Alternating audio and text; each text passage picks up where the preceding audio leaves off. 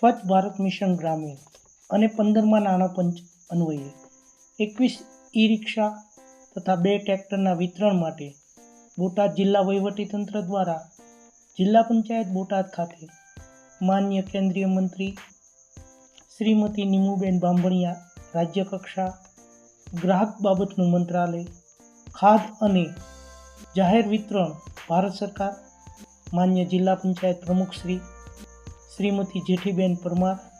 જિલ્લા વિકાસ અધિકારી શ્રી, જિલ્લા પંચાયતના ચેરમેનશ્રીઓ, તાલુકા પંચાયતના પ્રમુખશ્રીઓ, પદાધિકારીઓ તથા જિલ્લા વહીવટીતંત્રના અધિકારીશ્રીઓ અને કર્મચારીઓની પ્રેરક ઉપસ્થિતિમાં લીલી ઝંડી ફરકાવીને લોકાર્પણ કાર્યક્રમ યોજવામાં આવેલ. સરકારશ્રી દ્વારા હવે ગામડાઓમાં પણ શહેરો જેવી સવલતો ઉપલબ્ધ થાય તે માટે આ ઈ-રિક્ષા અને ટ્રેક્ટર મારફત ડોર ટુ ડોર કચરા કલેક્શનની કામગીરી હાથ ધરીને ગામડાઓમાં વધુમાં વધુ સ્વચ્છ અને સુંદર બને તેમજ વધુમાં વધુ ગામડાઓ ODS પ્લસ તરીકે જાહેર થાય તેવા પ્રયત્નના ફલ સ્વરૂપે આ સુંદર કાર્યક્રમ